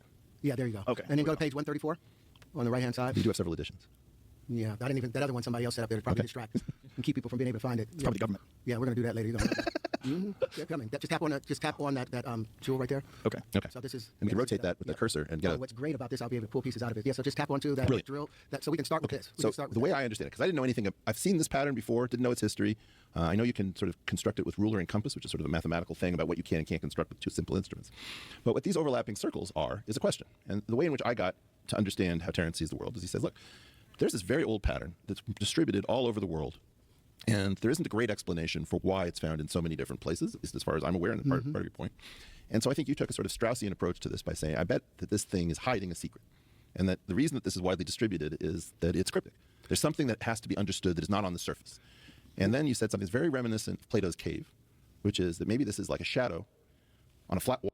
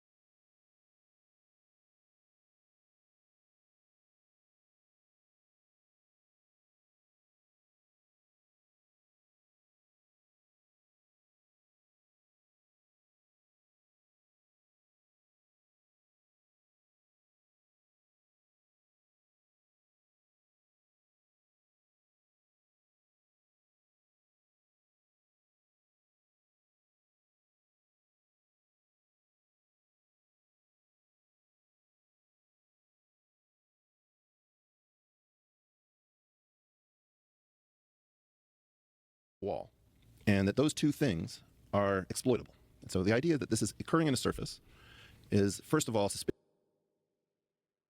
The problem, I keep muting myself, sorry guys. I was just saying, here's my video on the flower of life, and it's based on current flows. Terrence, I doubt it actually has any recognition of currents playing a role in the outcome and why and how it came to be. So, I mean, he focuses more on these parts than on the circle aspects, and forms cool little things, but like, what does it mean? How? Why? It's just kind of arbitrary in my mind.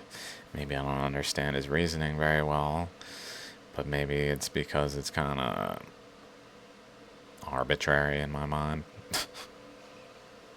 Pardon me if it's not arbitrary and really is actual deep meaning of suspicious to why. you because of that curved linear triangle that you see in black. And Yeah, so you if you said, Based on my video and here and what I had to say there, I would say there's probably not something as substantial to this as may be presented here and agreed by Eric from the initial way this conversation is playing out.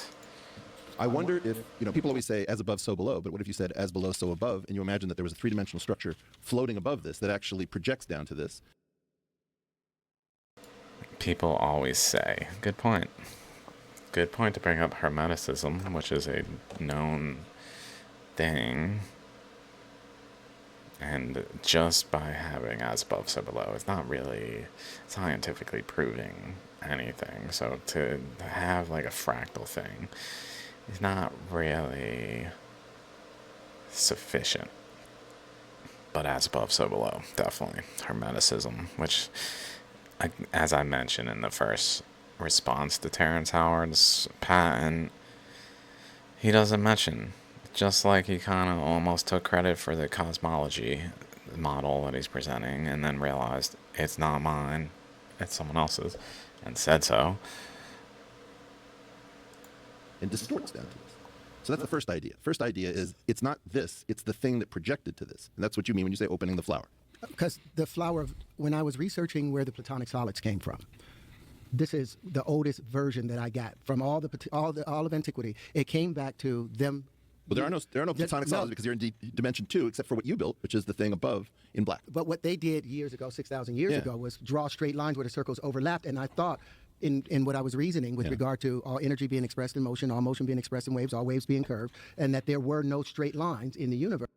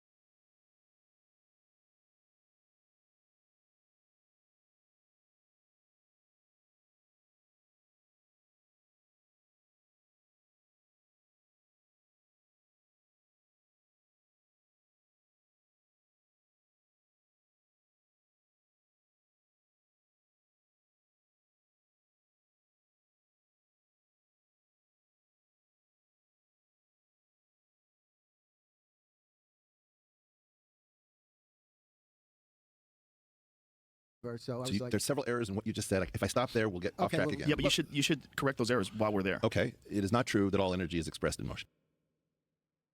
Did I can't remember if I'm like, boom, muting myself right at the right time and then looking over and being like, oh shit, I was muted. Or if I was actually muted. So if I was muted, I was just saying there are line segments. Lines, there's lines. Calm down with the no lines thing. It's kind of silly. It just sounds silly. There's no lines in the universe, so I'm gonna make things that are only curved. Dude, there's crystals with straight lines. Enough said. what energy is Not to not mention, expressed? like, looking on larger scales, like gamma rays, like rays of light. What's a ray of light doing? Is moving curved? I mean, and yes, it truly is. And like, if you really consider how the light is moving, but ultimately, it's moving in a straight line. Like, sure, it's kind of an approximation, and I said approximations are not good. But it's also an approximation to say there's no lines. So you have to, like, rebut that approximation with this other approximation to make it so that it's back to where it was, where it's just the universe. There's not, like, lines, no lines. Like, there's all sorts of things. It's infinite. There's everything in the universe, including lines. Sure, we can argue about, like, the way that the lines manifest and whether or not they're truly infinite lines, whatever, I don't care. I mean, even the tiniest of lines is infinite for an observer subtle enough. If this tiny line is the observable universe, to some observer within the fractal reality as above so below, truly.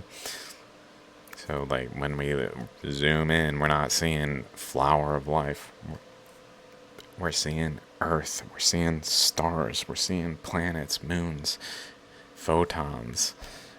Fractally so, where it's not the same system, where the things that we see as photons are fractally the same thing as things that we see as atoms, just seen from a different angle. So someone else sees photons as their building blocks, etc. down the line, where they themselves could be in the same position where like someone else down the line sees the foot. So it's not like we're big and they're small. Like, we're also small and they're big, and vice versa, and everything else relative to different dimensions, different layers of the universe that exist. We're just in there somewhere in the middle, pretty much, which is dependent on what is seen as atoms, our building blocks. Because we're made of atoms, those building blocks determine how we see the rest of the universe. It's not like randomly determined. As a function of their mass, of our mass. If we were made of planets, we wouldn't be like, dude, we're made of planets. We'd be like, so there's atoms. I think there's atoms. Do you guys think there's atoms? Atoms. And then it becomes a thing. And then this whole society plays out that then is like, there's a periodic table of elements. It's a thing. When really, it's a fractal thing. And we're on one. Same system, Earth. We go around another one, the Sun, which goes around another one, the center of the galaxy. And probably something in between, intermediarily going around as well. And so on, which goes all the way up to ad infinitum. All of which is interacting by subtle flows of the opposite direction, because larger systems get less abundant while smaller systems get more abundant. So as it approaches infinitesimal, the abundance of those particles approaches infinity, and those fill the space and flow every which direction, applying pressures where if two objects are between, those flows, they block a portion of the flow so that the pressure is not applied to the other object. So they attract because the surrounding pressure is not reduced, but the internal pressure from the other direction is blocked by the other object enough to cause an actual imbalance that leads to gravity, etc. Like those particles flow in a magnetic field by passing through the object, like Earth. Earth has particles, infinitesimal, passing through the Earth, through the center of gravity, out the other side and coming back, creating its magnetic field and flowing as its magnetic field. How can any of this be understood by looking at this type of structure? It cannot. And thinking of it without current flows. Maybe with current flows it could somehow be deduced by recognizing the fractal. But like, I've never seen him be like, this here can be viewed over here. Like, look at Mars. You see how Mars is? It's got like a certain mass distribution of the planet that actually means it's more of this nature. If you really think about it, no, nothing like that. It's just, here's the things, which is already pre-existing. Like this the flower of life pre-exists, the segments between them pre-exist, so to make them physically into a product that is able to be held in our hand doesn't really make it any more novel, except for that it's just physically produced in that way. Unless it's doing something that's not previously been recognized, but I've not seen anything like that except for just like literally his patent says a toy. If you watch my previous video, this patent explicitly says it is a toy.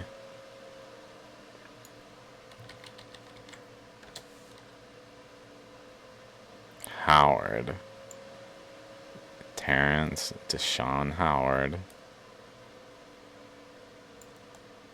A linchpin structure.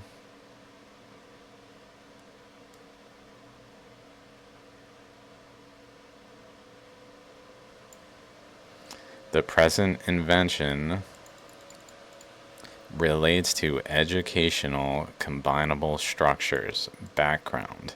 Planar geometric structures may be assembled in various configurations to form different three-dimensional geometric structures and may be collapsed into substantially planar configurations.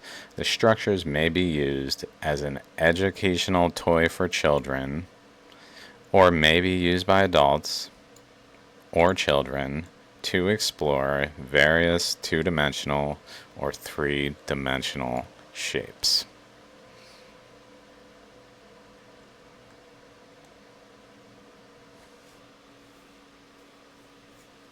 Toy. He's on Joe Rogan saying, I got a patent, I got all these patents, I got 97 patents. Is he saying the patent calls itself a toy?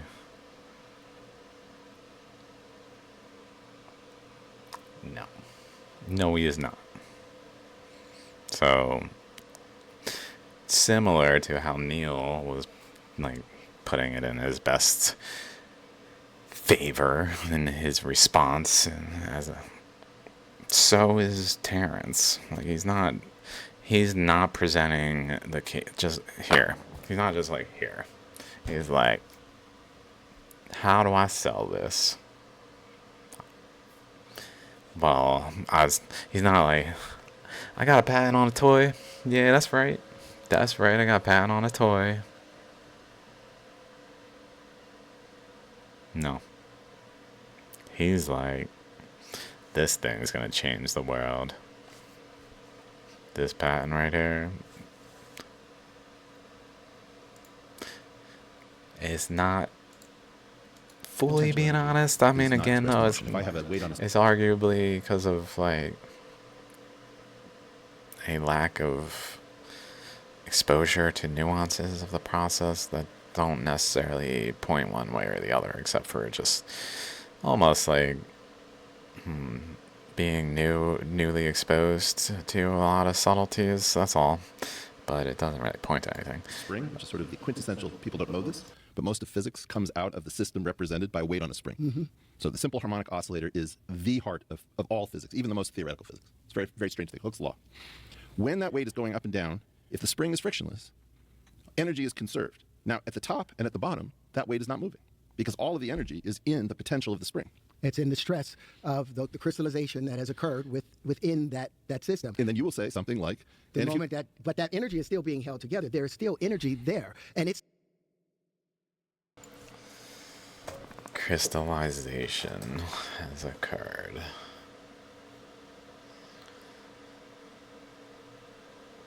still moving at a microscopic level. It's still spinning centrifugal. we have to get into what you will make a point, for example. Is that true? What he's saying is that it's still in motion? It's just in motion in a lower frequency? No. There's nothing moving at I mean, it certainly is.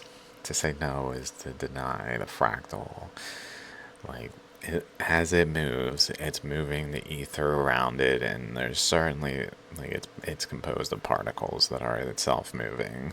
Even though they're generally held in position because it's solid, like, there's still some subtle motions, and it's like to fully just say no is not really reasonable, but to say yes, like, is probably not also reasonable. So I think he just said no. Let me show you what goes wrong in the interaction. Okay. Terrence says, show me in nature a single straight line. Okay. And I like your point about Euclidean nevertheless. that was from Alan Watts. All right.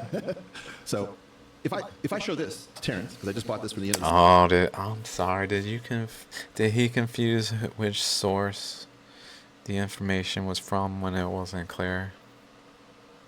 See, now, oh, that was Alan Watts's idea. That's not my work. Now I can kind of like cut that away. No, don't worry. That was his. Mine's good. Even though, like, which part is yours again? Can we? Seventh ray. Lot of straight lines. Last straight lines. Now Terrence is Or going to what say, you would think is a straight See line. what- see, but when you exactly. look at it under an electron microscope, you're going to see the crystalline structure. So again, this configuration is an It's not- you're illusion. just saying it's not perfect. It's an optical illusion because crystals. He's just arguing semantics.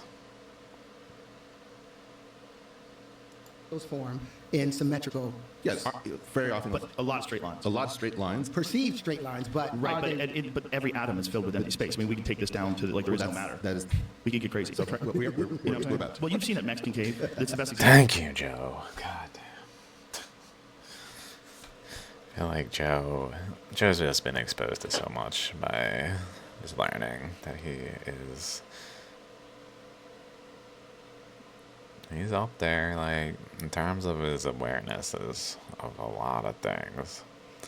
Joe's had a lot of scientists he's on his show.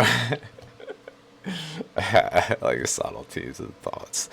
It's like, bro, he's done the work. He ain't just lifting. He ain't just doing the broski stuff and the comedy and all that. He done the work, bro. Like, the mental work. Kudos. Which I have not done the broski stuff, so I mean. I know. Ever. The Mexican Cave's amazing. It's insane. The best example I've ever seen, crystals. Yeah. Where, you've seen it? No. Oh my God, it's insane. Okay. 120 just degrees just in for a there. little sidetrack, let's take Yeah. a look at it. Because this Mexican cave is probably one of the most spectacular things that exists on Earth. By the way, the spaceship behind you is supposed to be a mushroom, Joe. No, it's a spaceship. That's the classic UFO ship. And that's me, the headphones. Look at that. I love this place, but apparently it's also really hot. And it's fundamentally, my research is relevant to it. That's the thing. It's over in Mexico somewhere where this undercurrent is flowing to run into underneath Australia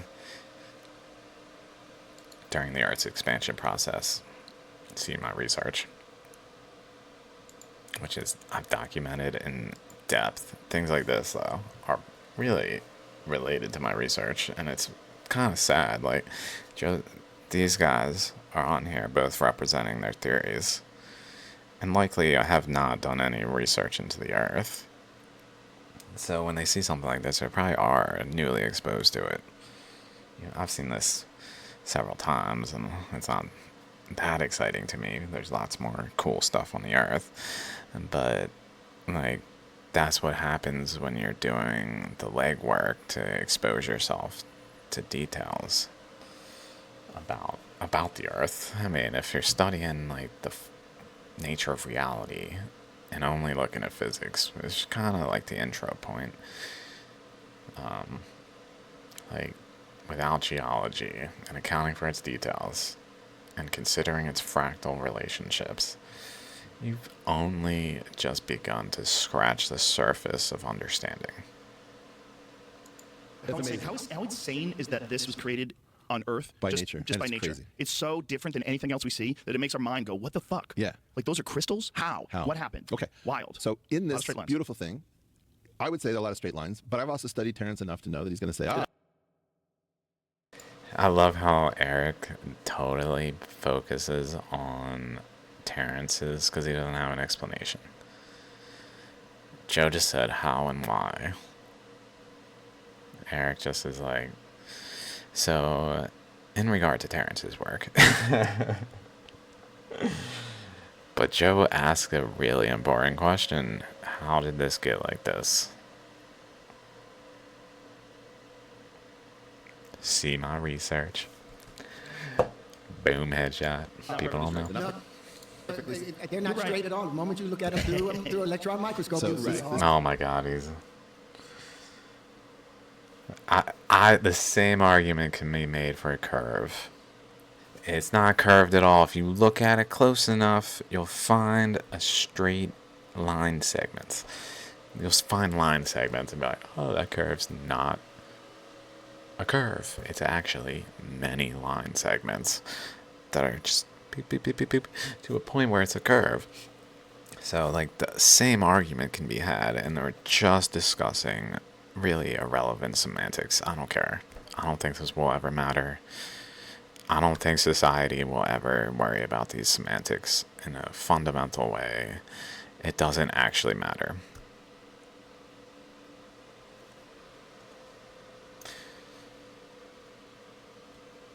Sure, things tend to be curved like that, but that, again, it doesn't matter. The only reason it matters is because Terrence is claiming it matters with regard to his own research. That's why we're all debating it, even though, like, there's fucking lines right there. What do you mean there's not lines? Of course there's lines. And if you think fractally enough, that line is really long, infinite line. Sure, it's got, like, roughness, so it's curved. But that curve has straightness, so it's straight, so it's a fucking line. Pointless. It just is, it's a loop that could go on for eternity until he admits that it's irrelevant. Right. So they're not precisely straight, is your point. and in fact, let's imagine that But the Earth isn't precisely circular, right? No, No, it's it's a 5 mile. very far away. We use this thing called the geoid, which is not circular either, but at least it's smooth. Right. We have many Yes. different geoids. Let's not get. It does seem odd, though. The Earth isn't round totally. No, the Earth is aging. It's on its way out. It's on its way out. It used to Why be now we're perfectly 3 hours go for a spherical. drink here. We're falling apart. We need some Botox. No, we don't. We're The Earth good. needs Botox. The Earth You want just- to drink? We can drink. No, Make not it more this exciting. early. Not this early. It's early. What does that mean? It's In the You're cover- an I would American love man. one. You should be able to do whatever the fuck you want. God damn it. I'm in Sweden And you're in right now. Texas. You're an American man in Texas. This is a free state, sir. What do you have? We have whiskey. Oh, I would love one. That's what we need. We need whiskey. Let's Yes. get some whiskey and some ice. Yes, and then we're going to get into the wave congregations. I want to show you something. I want Alright, dudes, on at 2 hours. I'm gonna do however many parts it takes. The first one was certainly me talking a lot. I understand. More of a setup. Hopefully, as we go forward, I will be more specific to the rest of this video. If I'm even allowed to publish these, there's a good chance these get taken down, because YouTube doesn't give a shit about fair use or anything of that nature. They just do what they want.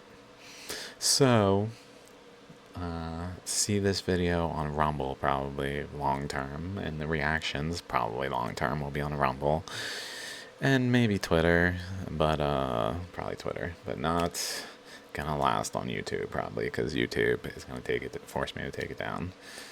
to not get a strike, because they love to put permanent strikes on accounts, and then that way they can remove things when they want. Peace, guys.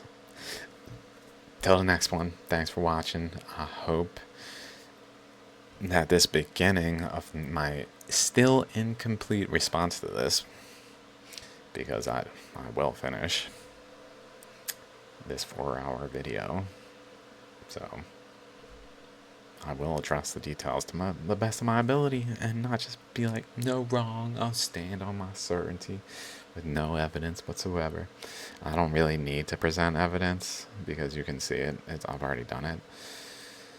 I can point people to things, but even that is kind of like, bruh, maybe use your mind, use your eyes, use your time, and learn something. Peace out.